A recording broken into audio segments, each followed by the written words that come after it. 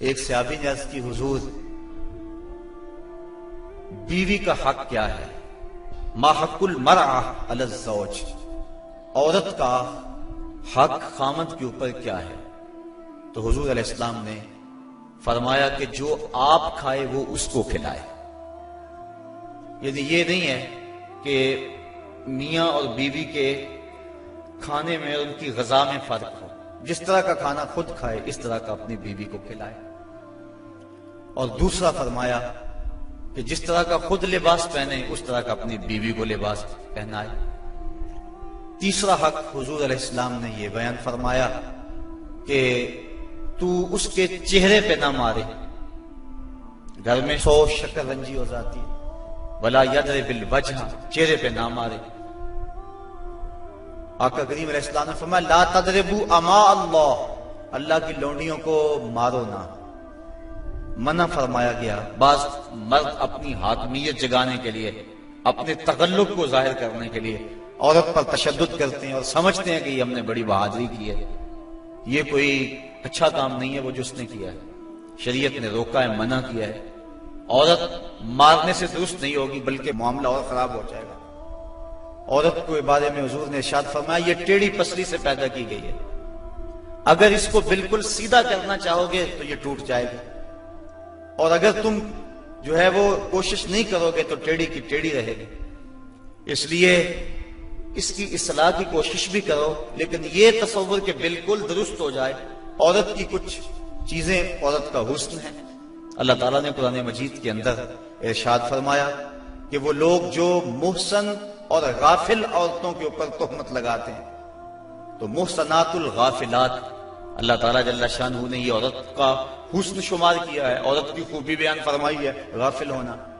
مرد بڑا زمانے ساز ہو تو یہ اس کا حسن ہے، لیکن عورت بھولی بالی ہو، صرف امور خانہ داری کو جانتی ہو، باہر کے معاملات کو نہ جانتی ہو، یہ عورت کا حسن ہے۔ تو یہ لازمی نہیں ہے کہ عورت بھی مرد کی طرح تیز ہو۔ آج جس معاشرے میں ہم جی رہے ہیں، آج عورت کو مردوں کے مقابل کھڑا کر دیا گیا اور وہ گھر کے کام کو بوجھ سمجھتی ہے، اور ہوٹل کے اندر کتنے کتنے لوگوں کو کھانا کھلا رہی ہے۔ گھر میں کہتے ہیں میرے ساتھ ظلم ہو رہا ہے۔ ایئر ہوسٹس بھرتی ہو گئی ہے تو 400 جو ہے وہ مسافروں کو جو ہے وہ پانی پیش کر رہی ہے، اور کتنے لوگوں کی بھوکی نظروں کا شکار ہو رہی ہے۔ ہر کوئی اپنی خواہش کے مطابق اس سے بات کر رہا ہے، تو وہ اتنے لوگوں کی خدمت کر رہی ہے، یہ ظلم نہیں ہے؟ اور گھر میں 10 بچوں کا کھانا پکائے اور اپنے خامند کے باپ کا اور اس کی ماں کا کھانا پکائے اور ان کی خدمت کرے تو سارے چیخ اٹھتے ہیں یہ ظلم ہو گیا، ادھر 300 اور 400 لوگوں کی خدمت کر رہی ہے۔ یہ عجیب سا ماحول ہے۔ تو عورت کی کچھ چیزیں جو ہیں وہ اس کا حسن ہے، اور وہی اس کی زندگی کا نکھار ہے، اور وہی اس کی خوبی ہے۔ تو اللہ تعالیٰ نے قرآن مجید کے اندر غافلات کا لفظ عورت کی خوبیوں کو شمار کرتے ہوئے بیان فرمایا۔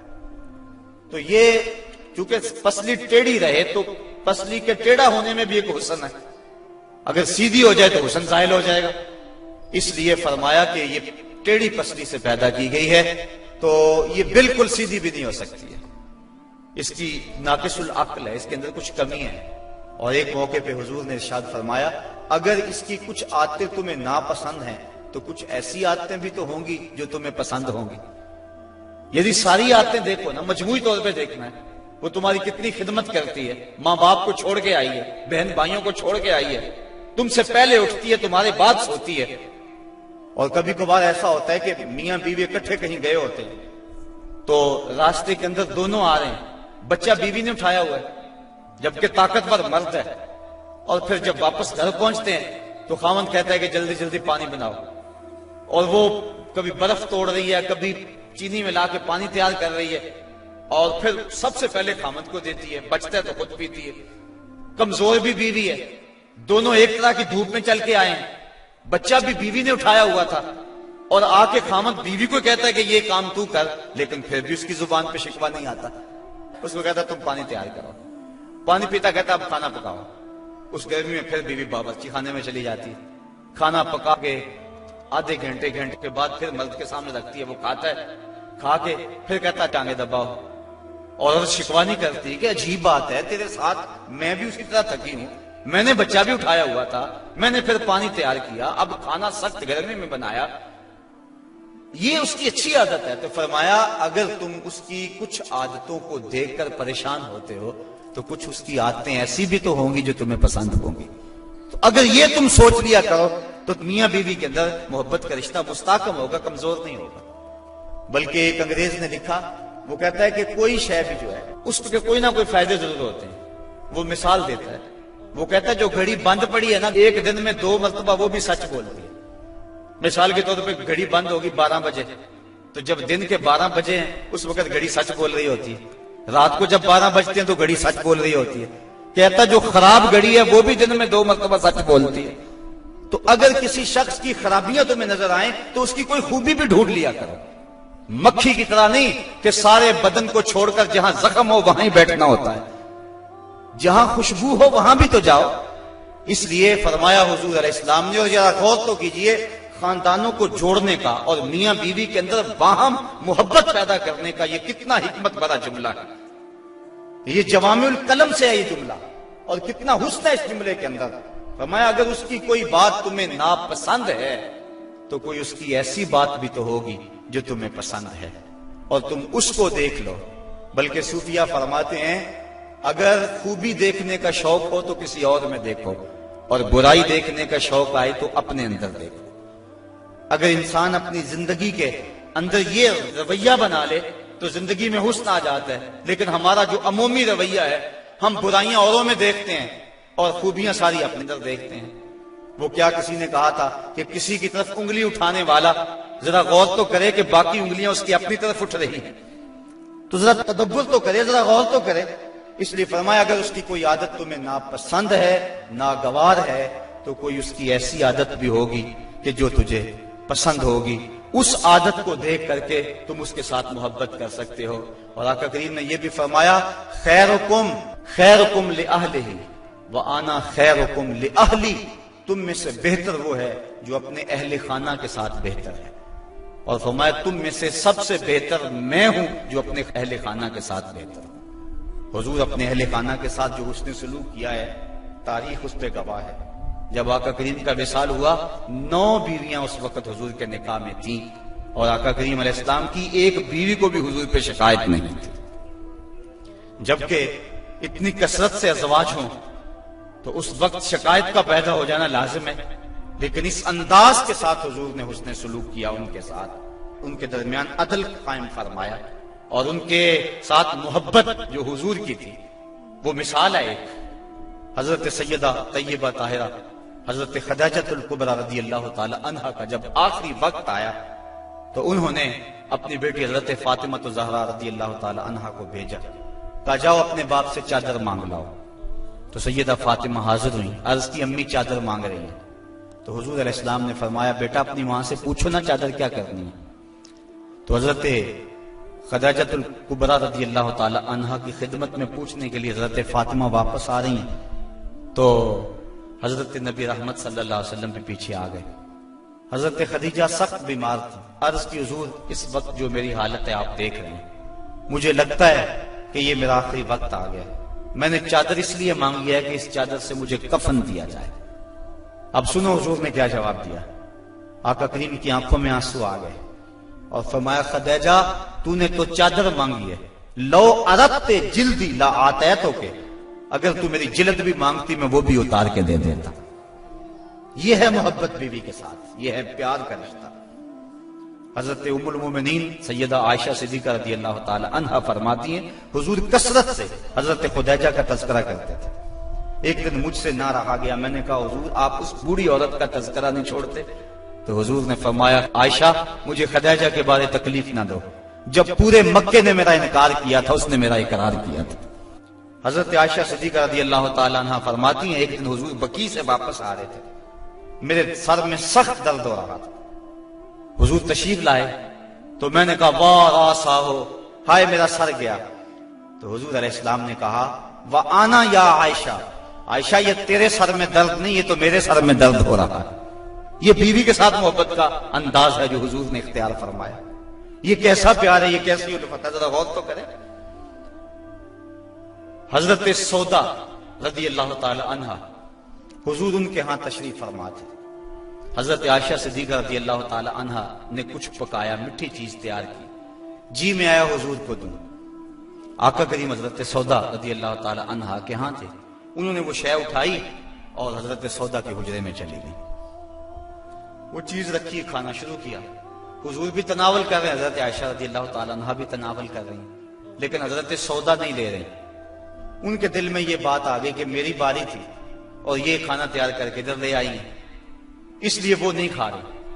تو حضرت عائشہ صدیقہ رضی اللہ تعالی عنہا نے اس حلوے یا اس کھیر سے انگلی کے ساتھ تھوڑی سی چیز لگائی، حضرت سودا کے رخسار پہ مل دی۔ اب حضرت سودا نے عرض کی حضور یہ دیکھو انہوں نے کیا کیا ہے۔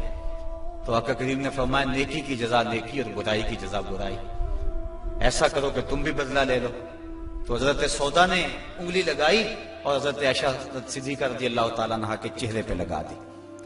اب ان کے چہرے پہ بھی وہ حلوہ یا وہ کھیر وغیرہ لگی ہے، ان کے چہرے پہ بھی لگی ہوئی ہے۔ باہر دروازے سے دستک ہونے لگی، دروازے پر کسی نے دستک دے دی۔ اب حضور تشریف لے گئے، دیکھا تو حضرت عمر فاروق کھڑے تھے، ابھی غالباً حجاب کی آیتیں نہیں اتری تھی، تو حضور جلدی جلدی آئے، فرمایا منہ دھو لو عمر آ رہے ہیں۔ اب دونوں کے ساتھ عدل بھی فرمایا حضور نے، اور ایسی شگفتگی بھی پیدا ہو گئی۔ بعض مرد سمجھتے ہیں کہ ہم مرد ہیں اور ہمیں عورتوں کے ساتھ بالکل سیریس رہنا چاہیے، ان کے ساتھ کوئی مزاح نہیں کرنا چاہیے، جبکہ مزاح فرمانا چاہیے۔ عورتوں کے ساتھ حضور نے فرمایا ہے۔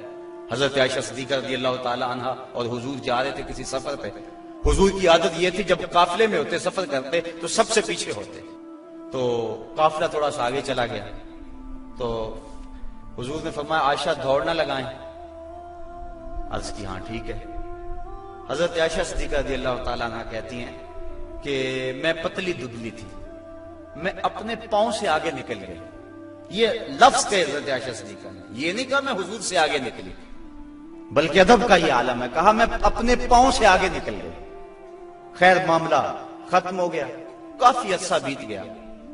ایک دن پھر ہی ایسا موقع بنا، میرے جسم میں تھوڑی سی فربہی آ گئی تھی، تو حضور نے فرمایا عائشہ دوڑ نہ لگائیں، میں نے کہا لگاتے ہیں۔ تو جب دوڑ لگائی تو میں پیچھے رہ گئی، حضور آگے چلے گئے، تو حضور نے پیچھے پلٹ کے دیکھا اور مسکرا کے فرمایا یہ اس دن والا بدلہ ہو گیا۔ تو اب مزاح فرمایا حضور علیہ السلام۔ اور حضرت عائشہ صدیقہ رضی اللہ تعالی عنہ فرماتی ہیں کہ اللہ کے محبوب علیہ السلام مجھے حمیرہ کہہ کے پکارتے تھے، یہ محبت کا عالم تھا۔ تو عورت کے ساتھ اس نے سلوک کرنے کا درس دیا گیا ہے، تو فرمایا اس کو مارو نہ، ولا یکبہ، اور اس کو گالی نہ دو۔ عورت کو گالی گلوچ کرنا یہ کوئی اچھی عادت نہیں ہے۔ کسی کو گالی دیں آپ یا مجھے کوئی گالی دے تو میرے دل میں جو ہے وہ زخم لگے گا اس گالی کا۔ وہ کیا کسی عربی شاعر نے کہا ہے، تلوار کے زخم میں وہ مٹ جاتے ہیں لیکن جو زبان کے زخم میں وہ نہیں مٹتے۔ کسی کا مارا ہوا بول ختم نہیں ہوتا۔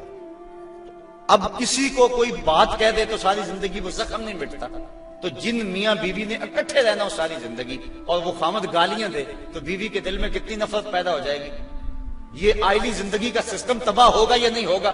اس لیے حضور نے فرمایا کہ چوتھا حق یہ ہے کہ وہ گالی نہ دے، اور پانچواں حق یہ بیان فرمایا حضور نے وَلَا يَهْجُرْ إِلَّا فِي الْبَيْتِ۔ عورت کی کوئی عادت ناپسند ہے یا کوئی ایسا معاملہ ہو گیا تو حکم ہے پہلے اسے سمجھاؤ، اگر وہ سمجھتی نہیں ہے تو پھر حکم ہے کہ اس کا بستر الگ کر دو۔ اب علماء نے اس کے ساتھ بھی شرط لگائی ہے، بستر الگ کرنے کا یہ مفہوم نہیں ہے کہ اس سے بول چال چھوڑ دو، اگر بول چال چھوڑ دو کہ بچوں پہ اثر پڑے گا۔ بستر کو الگ کرنا یہ تمہارے میاں بیوی کا معاملہ ہے، بچوں کو پتہ نہ چلے، بچوں کی تربیت خراب ہو جائے گی اگر تم اس سے جو ہے وہ ایسا الجھاؤ پیدا کر لو گے۔ اور پھر کہا کہ فی البیت، اس کو الگ گھر میں کرو، اس کو میکے نہ بھیجو، اگر میکے بھیجو گے تو اس کے والدین کو تکلیف ہوگی، تو تمہارے دو خاندانوں کے اندر فساد بپا ہوگا۔ کیسی حکمت بھرے جملے ہیں۔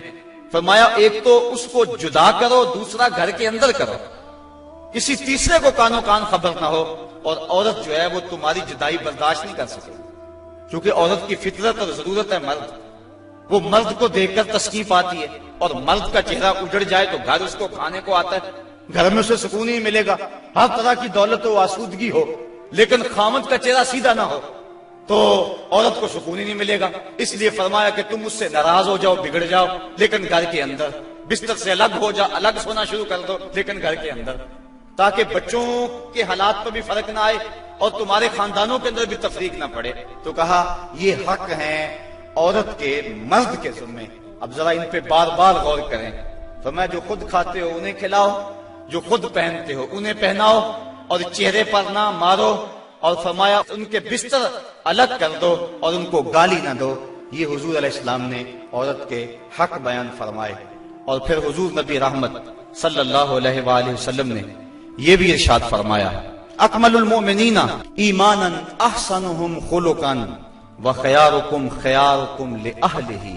فرمایا تم میں سے کامل ایمان اس شخص کا ہے جس کے اخلاق اچھے ہیں، خلق اچھا ہے، جس کا منہ میٹھا ہے، جس کی بولی ٹھیک ہے. وہ کیا کسی نے کہا تھا لہجے میں اگر رس ہو تو دو بول بہت ہے. انسان کو رہتی ہے محبت کی زبان یاد، انسان کو محبت کی بولی یاد رہتی ہے. تو کہا کہ جس کا خلق اچھا، اور دوسرا فرمایا جو اپنے اہل خانہ کے ساتھ ٹھیک ہے، سارے زمانے سے ٹھیک ہے، گھر والوں سے ٹھیک نہیں ہے، تو پھر کیسے زندگی میں سکون آئے گا، طمانینت آئے گا، کیسے چین آئے گا؟ تو تم میں سے بہتر وہ ہے جو اپنے گھر والوں کے ساتھ بہتر ہے. اور ابھی روایت میں نے آپ کے سامنے رکھی جس میں حضور نے فرمایا کہ میں تم میں سے سب سے زیادہ اپنے گھر والوں کے ساتھ حسن سلوک کرنے والا ہوں اور اچھائی کرنے والا ہوں. تو یہ حکم دیا گیا کہ وہ اچھے انداز کے ساتھ اپنی بیوی کے ساتھ حسن سلوک کرے، اس کو جو ہے وہ مکروہ نہ جانے اور اس کو برا نہ کہے، اس کو گالی نہ دے. دوسری طرف عورت کو کہا الرجال قوامون علی النساء، مرد عورتوں پر قوام ہیں، حاکم ہیں، امیر ہیں. یہ اس لیے فرمایا گیا کہ اگر دونوں رائے دیں اور شریعت فیصلہ نہ دے کہ کس کی رائے مقدم ہوگی، رائے میں اختلاف بھی ہو سکتا ہے، تو پھر آئلی سسٹم پھر بھی تباہ ہوگا. عورت رائے دے، مرد اس کو قبول کرے، اس کی رائے کی پرواہ نہ کرے، یہ مرد کے لیے مناسب نہیں ہے.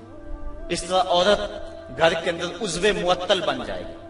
وہ سمجھے گی کہ میری تو اس گھر میں اہمیت ہی کوئی نہیں، میں جو بات کرتی ہوں مجھے کوئی پوچھتا ہی نہیں ہے. عورت بندہ اپنی مرضی بھی کرنی ہے، عورت کی رائے لے لے. جب کسی کی رائے لیتے ہو آپ کسی معاملے میں تو اس کی عزت افزائی ہوتی ہے. تو اس لیے عورت کے ساتھ مشاورت کریں، اس کی بات کو اہمیت دیں. اگر اس کی بات قابل قبول نہیں ہے تو اچھے انداز اس کو سمجھائیں. لیکن فرض کرو کہ رائے مختلف ہوگی ہیں تو رائے کس کی کو ترجیح ہوگی؟ مرد کی رائے کو ترجیح ہوگی. جس طرح کہ میں نے حقوق والدین کو عنوان سے عرض کیا تھا کہ ماں کچھ اور کہتی ہے، باپ کچھ اور کہتا ہے. اب کس کی بات مانیں گے، ماں کی یا باپ کی؟ ماں کا درجہ بہت سارا ہے، لیکن ماں کہتی ہے یہ کرو، باپ کہتا ہے یہ کرو. تو علماء نے جزیہ بیان فرمایا کہ خدمت میں ماں مقدم ہے، تعمیل حکم میں باپ مقدم ہے. پہلے تو ماں باپ کو چاہیے اولاد کو کسی مشقت میں نہ ڈالیں، کسی مصیبت میں نہ ڈالیں. لیکن اگر ایسا کبھی ہو جائے تو خدمت میں ماں کو ترجیح دیں. جب باہر سے آئیں تو پہلے ماں کی ٹانگیں دبائیں، اس کے پاؤں دبائیں، پھر اس کے بعد باپ کے. خدمت میں ماں کو ترجیح دیں. لیکن جب حکم کی تعمیل کی بات آئے پھر باپ کو ترجیح دیں، چونکہ قوام باپ ہے، گھر کا حاکم اور امیر باپ ہے. اگر باپ کی بات نہیں مانی جائے گی تو پھر گھر میں فساد برپا ہو جائے گا.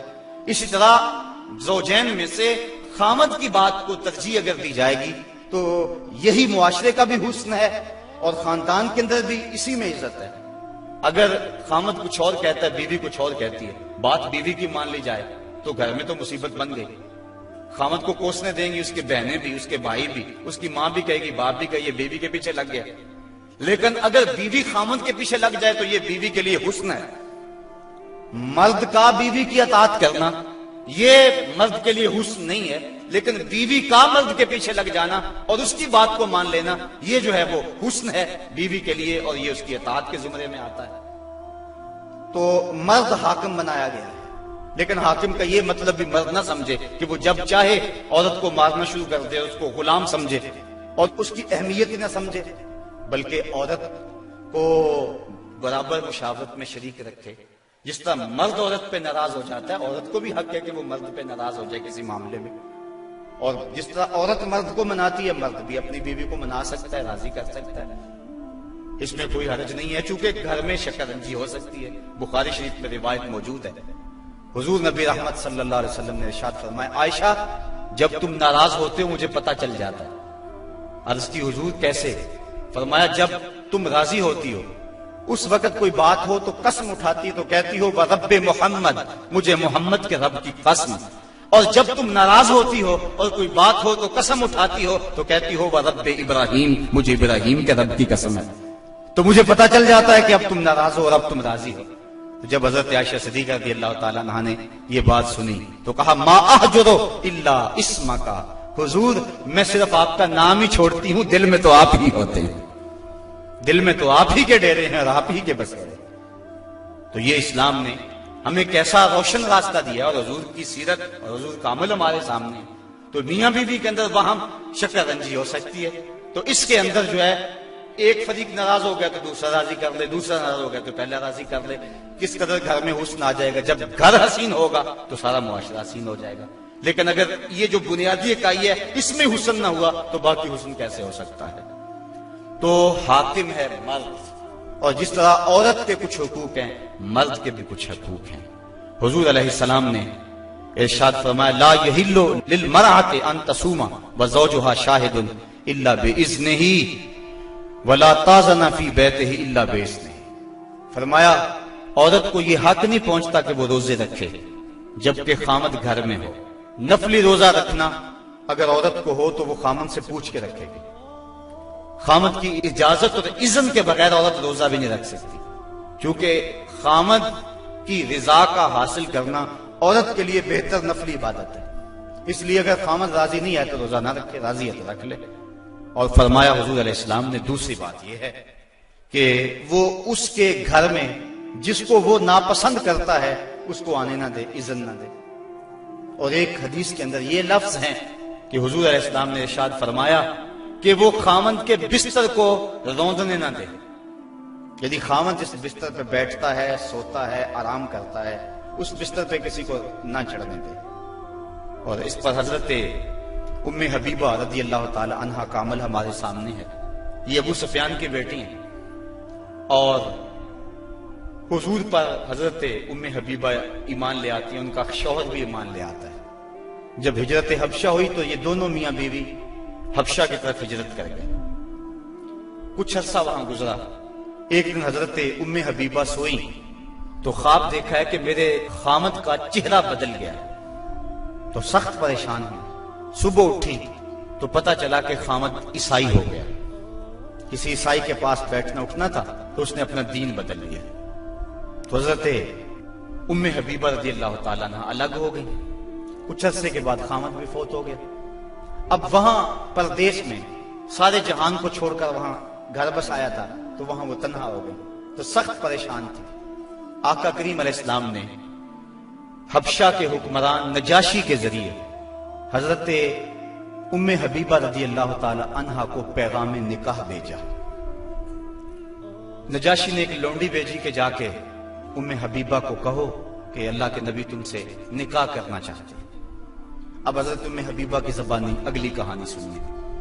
کہتی میں گھر میں بیٹھی ہوئی تھی کہ باہر دروازے پہ دستک ہوئی، میں نے دروازہ کھولا تو ایک خاتون کھڑی تھی، میں نے اس کو بٹھایا تو وہ کہنے لگی میں نجاشی کی سمت سے آئی ہوں، اللہ کے محبوب صلی اللہ علیہ وسلم نے تجھے نکاح کا پیغام بھیجا ہے۔ کہتی ہیں ایک لمحے کے لیے تو میں حیران ہوئی، اور پھر میری خوشی کی انتہا نہ رہی، اور گھر کے اندر جو کچھ موجود تھا اس وقت میرے پاس، میں نے سب کچھ بطور انعام اس لونڈی کو دے دیا۔ میں نے کہا میرے مقدر کے حضور کے نکاح میں آؤں۔ پھر اللہ کے محبوب علیہ السلام نے ان سے نکاح کر لیا، وہ مدینہ تشریف لے آئیں۔ ابو سفیان ان کو ملنے کے لیے مدینہ پہنچے، حضور علیہ السلام کی چارپائی بچھی ہوئی تھی، تو یہ جا کے بیٹھنے لگے تو انہوں نے بستر لپیٹ لیا۔ تو ابو سفیان کہنے لگا رملہ تمہیں کیا ہو گیا، یہ بستر میرے قابل نہیں سمجھتی ہو یا مجھے بستر کے قابل نہیں سمجھتی ہو؟ تو حضرت ام حبیبہ کہنے لگی کہ یہ بستر اللہ کے رسول کا ہے، اور میں نہیں پسند کرتی کہ اس کے اوپر کوئی مشرک بیٹھے۔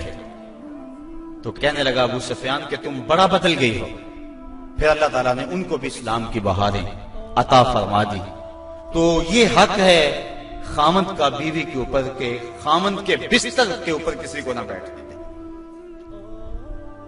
اللہ کے محبوب علیہ السلام نے فرمایا ایما امرأۃ ماتت وزوجها عنها راض دخلت الجنہ، وہ عورت جو اس حال میں مری کہ اس کا خامند اس پہ راضی تھا، فرمایا وہ عورت سیدھی جنت میں جائے گی۔ اور ایک روایت میں ایسا ہے کہ 4 شخص ایسے ہیں کہ جن کو جنت میں جانے میں کوئی رکاوٹ نہیں ہوگی۔ ان میں سے ایک وہ شخص جس نے اپنے والدین کی خدمت کی اور والدین اس پہ راضی ہوئے۔ دوسرا وہ شخص جس کے بال بچے زیادہ تھے، ذرائع آمدنی تھوڑے تھے، لیکن اس نے بچوں کے پیٹ میں حرام کا ایک لقمہ بھی نہیں جانے دیا۔ تیسرا وہ شخص جس نے ایسی پکی توبہ کی، گناہوں کی طرف دوبارہ پلٹنا اس کے لیے اتنا ہی مشکل ہے جس طرح تھنوں سے نکلے ہوئے دودھ کو واپس کیا جائے۔ اور چوتھی وہ خاتون کہ جس نے اپنی ساری محبتیں اپنے خامند پہ نچھاور کر دی اور اس حال میں فوت ہوئی کہ اس کا خامند اس پہ راضی تھا۔ فرمایا ان 4 کو جنت میں جانے سے کوئی بھی نہیں روک سکتا۔ تو عورت کی جنت مرد ہے، اگر وہ مرد کو راضی کر لے گی تو جنت کی راہوں کی مسافر ہے، اور اگر وہ اپنے شوہر کو راضی نہیں کر پاتی تو اللہ کے محبوب علیہ السلام نے فرمایا میں نے کثرت کے ساتھ عورتوں کو دوزخ میں دیکھا ہے۔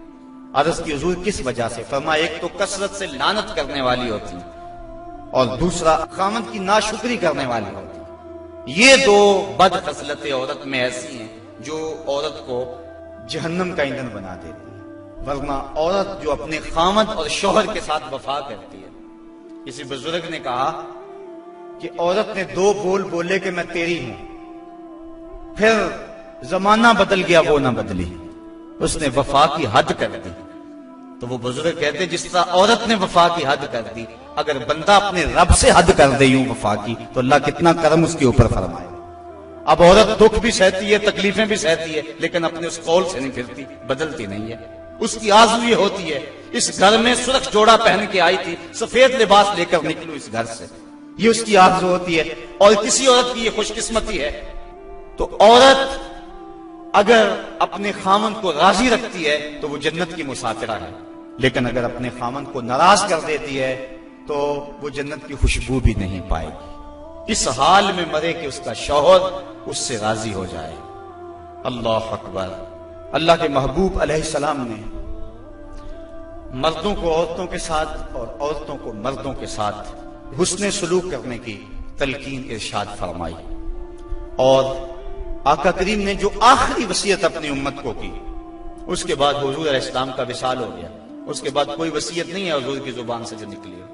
فرمایا لوگوں میں تمہیں 2 چیزوں کی وصیت کرتا ہوں، ایک الصلاۃ الصلاۃ، نماز نماز، یعنی نماز کو نہ چھوڑنا، اور دوسری وصیت یہ تھی کہ میں 2 کمزوروں کے بارے میں تمہیں اللہ سے ڈراتا ہوں، ایک غلام اور دوسری تمہاری بیویاں۔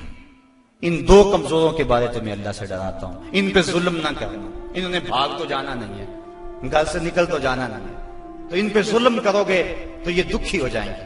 تو آقا کریم علیہ السلام نے فرمایا ان 2 کمزوروں کے بارے میں تمہیں اللہ سے ڈراتا ہوں۔ بلکہ اس قدر حضور نے عورتوں کی نزاکت کا لحاظ رکھا۔ ایک سفر پہ تھے، ایک شخص اونٹوں کو ہانک رہا تھا، اس کا نام تھا انجشا، تو وہ جلدی جلدی اونٹوں کو نا ہانکنے کی کوشش کر رہا تھا تاکہ جلدی پہنچ جائے۔ تو آقا کریم نے فرمایا انجشا آہستہ آہستہ، فرمایا یہ جو اونٹوں کے اوپر عورتیں بیٹھی ان کی طرف اشارہ کر کے کہا یہ نازک آبگینے ہیں، کہیں ٹوٹ نہ جائیں۔ عورتوں کو نازک آبگینے قرار دیا۔ آج ہمارے معاشرے کے اندر گھروں میں جو جنگ و جدل کا ماحول ہوتا ہے اور عورتوں کے ساتھ جو سلوک کیا جاتا ہے، بتاؤ یہ نازک آبگینے سلامت رہ سکتے ہیں؟ حضور نے تو فرمایا انجشا اپنے اونٹوں کی رفتار کو کم کرو، کہیں یہ نازک آبگینے نہ ٹوٹ جائیں۔ اور پھر سنو حضور نے کیا فرمایا، حبب الیہ من دنیاکم ثلاث، لوگوں تمہاری دنیا سے مجھے صرف 3 چیزیں پسند ہیں۔ رنگ و نور سے سجی ہوئی یہ کائنات تمہیں مبارک ہو، یہ بزم کواکب کا نور، یہ افلاک، یہ زمین، یہ لہلہاتے ہوئے سبزے، یہ کائنات کا حسن، یہ کوسے قضا کی رنگینیاں، یہ بہاروں کے رنگ، یہ پربتوں کی قطاریں، یہ مرغن غذائیں، یہ انواع و اقسام کے پھل، زندگی کا سارا حسن، یہ موسموں کا نور اور روشنی، سب کچھ تمہیں مبارک ہو۔ فرمایا مجھے تو صرف تمہاری دنیا سے صرف 3 چیزیں پسند ہیں۔ یہ نہیں کہا میری دنیا سے، کہا تمہاری دنیا سے۔ بلکہ ایک حدیث کے لفظ حضور نے یوں فرمایا کہ میری مثال ایسے ہے تمہاری دنیا کے ساتھ جس طرح کوئی مسافر گزر رہا ہو اور راستے میں کوئی درخت ہو اور وہ چند لمحوں کے لیے اس کی چھاؤں میں بیٹھ جائے۔ تو کہا میں تو چند لمحوں کے لیے رکا ہوں، اور رک کے ایک ایک لمحہ انسان کو زندگی گزارنے کا راستہ بتا گئے ہیں۔ چند لمحوں کے لیے وہ ٹھہرے ہیں جس پیڑ کے نیچے، سنا ہے آج تک اس پیڑ کا سایہ مہکتا ہے، آج تک وہاں روشنیاں پھیلی ہوئی ہیں۔ تو کہا حبب الیہ من دنیاکم ثلاث، مجھے تمہاری دنیا سے صرف 3 چیزیں پسند ہیں، الطیب والنساء وجعلت قرۃ عینی فی الصلاۃ، ایک خوشبو، دوسری منکوحہ عورتیں، اور تیسری میری آنکھوں کی ٹھنڈک نماز میں رکھی گئی ہے۔ تو صاحبو، میرے اور آپ کے آقا و مولا حضور نبی رحمت صلی اللہ علیہ وآلہ وسلم نے یہی ہمیں وصیتیں کی، عورتوں کے ساتھ اس نے سلوک کرنے کا، اور عورتوں کو حکم دیا کہ تم اپنے خامند کے ساتھ اس نے سلوک کرو، بلکہ فرمایا کہ اگر اللہ کے علاوہ کسی کو سجدہ جائز ہوتا تو میں بیوی کو حکم دیتا کہ وہ اپنے خامند کو سجدہ کیا کرے۔ عورت کو یہ بھی اذن نہیں ہے کہ وہ مرد کی اجازت کے بغیر گھر سے نکلے۔ اگر مرد پابند کرنا چاہے، عورت کو ہمت نہیں ہے کہ نکلے، شریعت نے منع کیا، بلکہ حضور نے ارشاد فرمایا جب کوئی عورت مرد کی رضا اور اذن کے بغیر گھر سے باہر نکلتی ہے تو آسمانوں کے سارے فرشتے اس عورت پہ لعنتیں نازل کرتے ہیں، اور پھر جب وہ گزرتی ہے جن راہوں سے، انسانوں اور جنوں کے علاوہ باقی ہر درخت، ہر پتھر، ہر شے جو راستے میں آتی ہے اس عورت پہ لعنت بھیجتا ہے۔ تو عورت کو مرد کے اذن کے بغیر گھر سے نکلنے سے روکا گیا، اس کو کہا کہ تو گھر میں ٹھہری رہنا، تیری یہ وفا کا تقاضا ہے۔ اور تو دوسرے مرد کو حکم دیا گیا کہ تو نے اس کا خیال رکھنا ہے، جو خود کھائے اس کو کھلائے، جو خود پہنے اس کو پہنائے، اگر کوئی نوبت تکرار اور لڑائی کی آ جائے اس کے چہرے پہ نہیں مارنا۔ بعض علماء نے کہا کہ اگر مارنا ناگزیر ہو جائے، جس طرح کہ سورہ نساء میں اللہ تعالیٰ نے فرمایا کہ اگر ان سے کوئی ایسا کام سرزد ہو جائے تو پھر ان کو مار لو، تو اس کی شرط لگائی کہ مار علم والی نہ ہو بلکہ اس سے ذہنی تکلیف پہنچانا مقصود ہو۔ اور بعض نے کہا کہ مسواک کی مقدار کے اندر روئی لے کر اس روئی کا ایک ڈنڈا بنایا جائے اور روئی اس عورت کو ماری جائے۔ اب بتاؤ، روئی کے ڈنڈے مارنے سے عورت کو کوئی تکلیف ہوگی؟ یا سرہانہ پکڑ کے اس کو مارو گے تو کوئی تکلیف ہوگی؟ تو مقصد عورت کے اوپر مرد نے اپنے غصے کو نکالنا ہے، ورنہ یہ ایک ایسا نازک آبگینہ ہے کہ اگر تم ڈنڈوں سے مارنے لگو گے، ٹھڈوں سے مارو گے اور زبان سے گالیاں دے گے تو یہ مقدس رشتہ اور یہ نازک آبگینہ ٹوٹ جائے گا اور گھر کا ماحول خراب ہو جائے گا۔ وہی میاں بیوی کامیاب زندگی گزارتے ہیں اور انہی کی اولادیں درست ہوتی ہیں جو ان چیزوں کا لحاظ اور خیال رکھ کے محمد عربی کی سنت سیرت پہ عمل کرتے ہیں، اور جنہوں نے اپنے گھر کو جنگ کے نقشے میں بدلا ہوا ہوتا ہے، وقتی طور پہ وہ روب جھاڑ بھی لیں لیکن ان کی زندگی کے اندر حسن اور طمانینت نہیں ہوتا۔ تو آج میں نے اس نشست کے اندر یہ چند باتیں آپ کے سامنے رکھیں۔ اللہ تعالیٰ جل شانہ کی بارگاہ میں دعا ہے کہ مجھے اور آپ کو رسول کریم کے بتائے ہوئے راستوں پر چلنے کی توفیق عطا فرمائے، اور حضور نے جس طرح اپنی ازواج کے ساتھ حسن سلوک کیا ہے اس طرح ہمیں حضور کے نقوش پا کی برکتیں عطا فرمائے اور زندگی کا حسن ہمیں عطا فرما دے۔